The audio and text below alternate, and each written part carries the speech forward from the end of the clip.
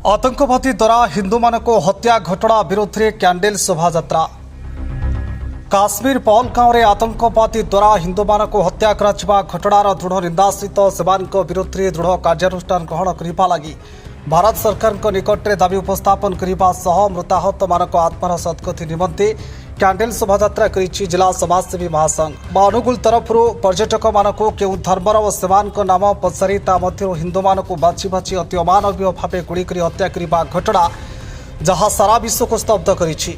धर्म पचारि हत्या करुवा आतंकवादी माने गोटे निर्दिष्ट संप्रदायर अटंती बोली महासंघ अभियोग करिछि। पाकिस्तान मुर्दाबाद हिंदू हिंदू भाई भाई संघ को भारत को हिंदू राष्ट्र घोषणा दाबी एक शोभा शताधिक लोक मानक कांडसर स्थित मां मंगला मंदिर सम्मुखर बाहरी नालको बजार परिक्रमा कर कृषक बजार में थिबा बाबा अखंडलमणि मंदिर निकट में पहुंचीला।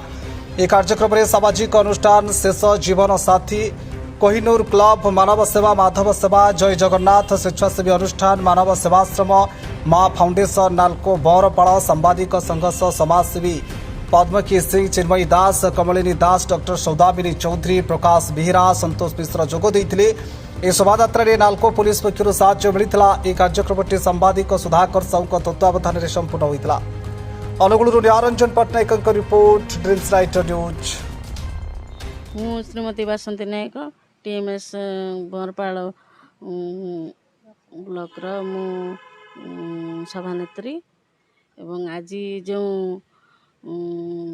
काश्मीर रे दंगा हैला एथिरे जो 27 जन प्राण हराइछन्ते तांको मानकर अमरात्मार सद्गति निमंते आज नीरव प्रार्थना करागला एवं एतिकी मोर अनुरोध जे पाकिस्तान को केमिति गुड़ीर जवाब गुड़ीर दिया जिवो ताहा ही आमर दाबी।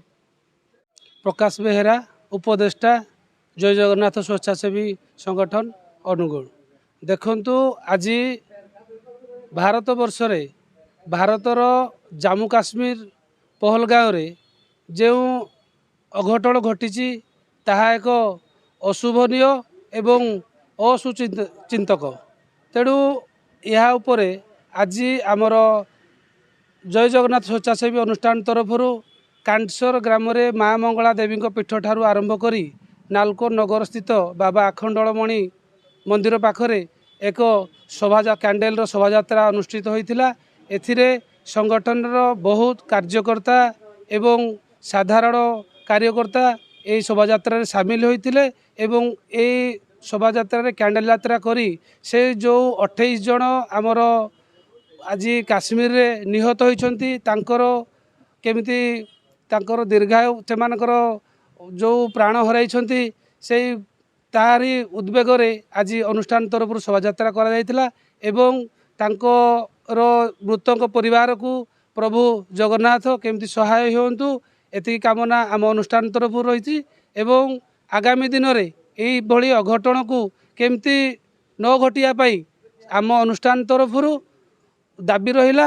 प्रभु पाखरे मिनती करागला से मानकर आत्मार सद्गति कामना करागला। धन्यवाद।